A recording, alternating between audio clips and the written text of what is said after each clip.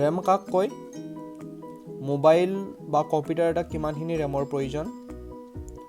আৰু আজিকালি খুবেই প্ৰচলিত ভাৰ্চুৱেল মেমৰি বা ভাৰ্চুৱেল ৰেম কাক কয়? সকলো চাম এইটো ভিডিঅ'ত। Welcome to basic function. ভিডিঅ'টো শেষলৈকে চাব আৰু ভাল পালে ছাবস্ক্ৰাইব কৰি দিব।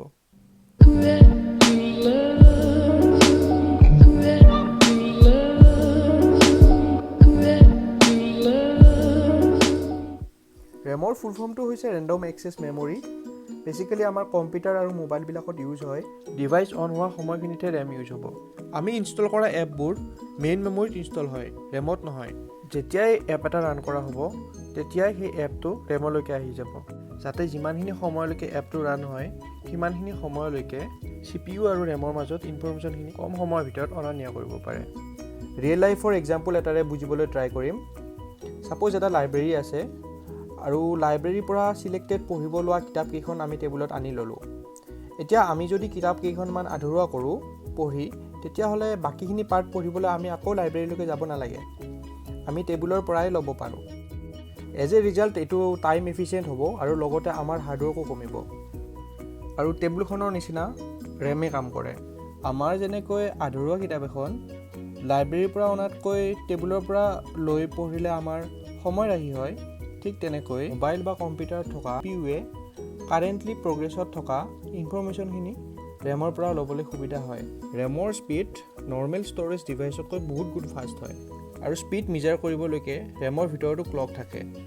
স্পীড অনুযায়ী ৰেমক কেইবাটাও ভাগত ভাগ কৰা হয়, লাইক DDR4, DDR3।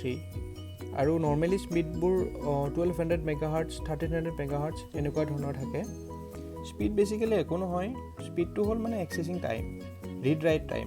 আমি ৰেমত কিবা এটা থলোঁ আৰু তাৰ পৰা এক্সেছ কৰা টাইমখিনি, সেইটোৱে স্পীড মানে। আৰু CPUৰ স্পীডটো নৰ্মেলি বহুত বেছি থাকে।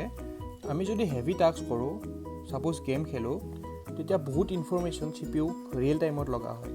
কাৰ গেম এখনৰ কথাই ধৰোঁ, আমি যদি ৰাইট লেফ্ট কৰোঁ, সেইটো ইনফৰমেশ্যন আমাৰ পৰা ইনপুট হিচাপে ল'ব লাগিব।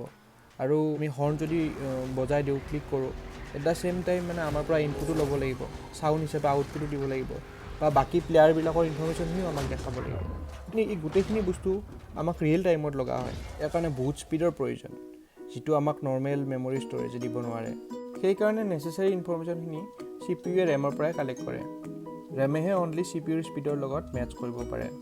আজিকালি মডাৰ্ণ ইণ্টাৰনেটৰ যুগত যথেষ্ট ৰেমৰ প্ৰয়োজন, লাগিলে কম্পিউটাৰে হওক বা স্মাৰ্টফোনে হওক, কাৰণ প্ৰত্যেকটা এপৰ কণ্টেণ্টবিলাকো বাঢ়ি গৈছে।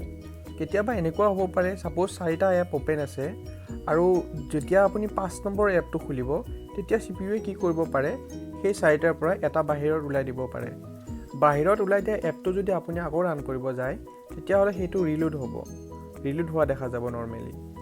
গতিকে আজিকালি স্মাৰ্টফোনবিলাকত 2GB ৰেম প্ৰায় নেচেচাৰী হৈ গৈছে। এক্সটেণ্ডেড ৰেমৰ অপশ্যন স্মাৰ্টফোনবিলাকত দেখা পোৱা যায়। এক্সটেণ্ডেড ৰেম বেচিকেলি কি হয় চাম আমি। এক্সটেণ্ডেড ৰেমক ভাৰ্চুৱেল ৰেম বুলিও কোৱা হয়। বহুতে হয়তো ভুল কৰিব পাৰে এক্সটেণ্ডেড ৰেম বা ভাৰ্চুৱেল ৰেম ফিজিকেল ৰেমৰ নিচিনা কাম কৰে বুলি।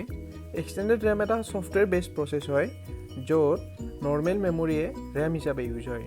ছাপ'জ আমাৰ স্মাৰ্টফোনৰ ৰেমৰ চাইজ 2GB আৰু সেই গোটেই 2GB ৰানিং এপছৰ দ্বাৰা ফুল হৈ গৈছে।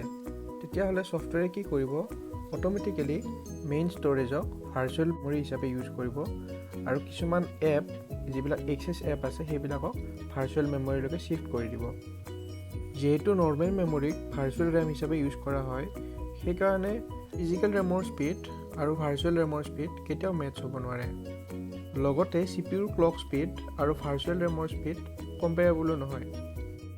গতিকে আমি ক'ব পাৰোঁ ভাৰ্চুৱেল ৰেম বৰ বেছি ইফিচিয়েণ্ট নহয়, বাট কিছু দূৰলৈকে সহায় হয়। আশা কৰোঁ ৰেমৰ কনচেপ্টখিনি বুজি পাইছে আৰু ভিডিঅ'টো শেষলৈকে চোৱাৰ কাৰণে ধন্যবাদ। এনেধৰণৰ টেকনিকেল আৰু এডুকেশ্যনেল ভিডিঅ' সকলোতকৈ আগতে পাবৰ কাৰণে অনুগ্ৰহ কৰি চেনেলটো ছাবস্ক্ৰাইব কৰি দিব।